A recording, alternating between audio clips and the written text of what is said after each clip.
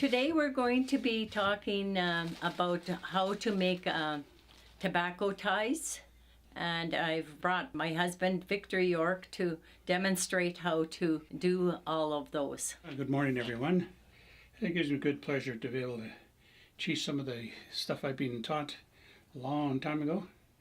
And one of the things that anytime you're going to do buffalo ties, sacred ties, is you always got to be in the right frame of mind. And then you got to ask yourself, who are these ties going to go to? Because whatever they do, you got to be in a good frame of mind. So one of the things I've found out over the years is that everybody has their different types of medicine. And just like my great aunt said to me one time, he says, you don't have to go long ways to get your medicines. It's all in your backyard. This buffalo sage is a little thicker, and it takes a little while to break it up, but it has a unique smell. It's a little different than ours. But it also, we have planted buffalo sage in our backyard, and it actually it's a pretty hardy plant. And also I use cedar because it has a unique strong smell. And a lot of the elders say that the cedar is a very strong medicine. But when you think about it, all our medicines are good for you. You just got to remember that whatever you use it for your sake and for the people that are going to use it. These are the end product, what it looks like at the end. Some people leave a little hook on it like this. Some people put it on their arm. Some people put it in their purse. Some people put it in their car. Some people put it in their drawers and home. And before you even do it, when you go get your items in the season, don't forget you got to offer tobacco to the plant. So you can, and when you talk to the plant, you got to say, I'm going to use this for good medicine and for good healing power. So that before you even pick it, so when you pick it, they know that you're going to use it in a good way. So that means you got to get cedar from down the coastway. You got to get your kinnikinnick up here. You got to get your sage up here, and just about and juniper. That's the only thing I don't have with me, and I like the smell of juniper because. And one more thing you've got to have is you got to have tobacco. Now some people use cigarette tobacco, but I like to use pipe tobacco. And I bought this across the border many years ago, and I like the smell of it. And when you have it there, it smells good. That's a lot of people. If they could smell the product, then they feel good about it. So what I do is I use this little thing. I put my mix in there. And even before I get started, then I bless the feather, and you bless yourself completely, so that you take everything, so you have a clear mind when you're going to do this. So then you smudge yourself, and you smudge all your stuff, so that's a good way. And once you have done that, then you take a little bit of everything. We've got colors here. There's a lot of people have different colors. And a lot of people like to use different colors for different reasons. Well, some people use the yellow for the sunrise that comes up, and that comes from the east. Some use the red when it's just going down the hill. Going over the hill for the end of the day. Some use the white from the north for purity, and some use the dark for the night. But each one is different. It all depends how you feel about it.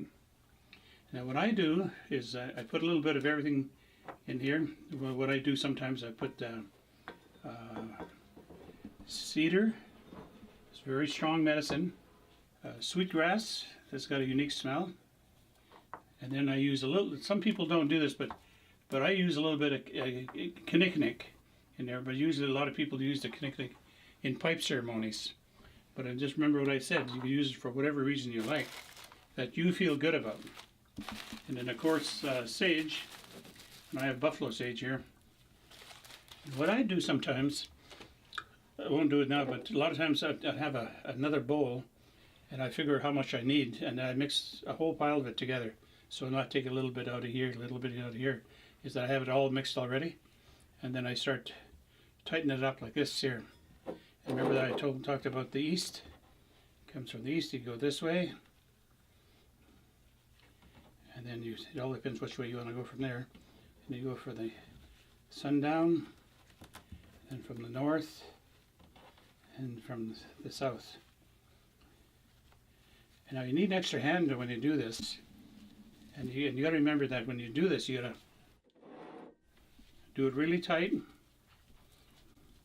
almost like you make a marble in it. And then you need extra hands because when you have to tie it, just give an example here. Normally this is how you tie it here, but you got to make sure that you get this like a real marble. You got to really get it tight, just like this one here. See how that is? Here's the things you got to do. And I think once you get this, and you stuck it all up in your pile, and then once you completed it, you then once again smudge it, and then you make sure that you put this in a good way. And so when people come to get it, or when you're going to give it to somebody, you know, just tell them that this is going to be yours. It's all about the frame of mind. Remember, your ancestors are always with you. You just got to remember to ask them to come and to be with you all the time. So this is one thing that a lot of people have. Some people have several. Some have it in their cars, some have it in their house, some give it to their grandchildren. But then when you give it to your grandchildren, you got to make sure that they understand it, because sometimes they start throwing this around and all that, but you got to make sure that you protect them. And you also got to protect your pouch too. You got to remember when you do your bowl, make sure you make enough there, because you see, like, I don't have enough to do the rest here, but the idea is there.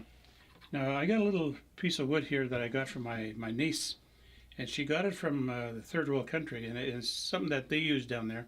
And so what sometimes I do is I carve a little bit of that wood into my smudge, and it actually gives a different, unique smell to it. So as you travel and you become a seeker of your culture, remember this is going to be yours. And remember that any plant you find out there, you may find another plant that is unique to you. And so don't be ashamed to use it, or don't be afraid to use it. You know, just understand to use it in a good way. All those plants belong to you. In the Nlaka'pamux territory, we have a lot of plants, and it all depends which one you use. And if somebody question you about it, they say, well, this is how I do it. And don't be afraid if somebody's asking a lot of questions, because they might be seekers too. Anyway, that's a good time for you to think about it. And I hope that this really fast way of teaching this is something that you can learn. And remember, it's your medicine. That's all you got to do is reacquaint it with yourself and do it in a good way. To all my relations.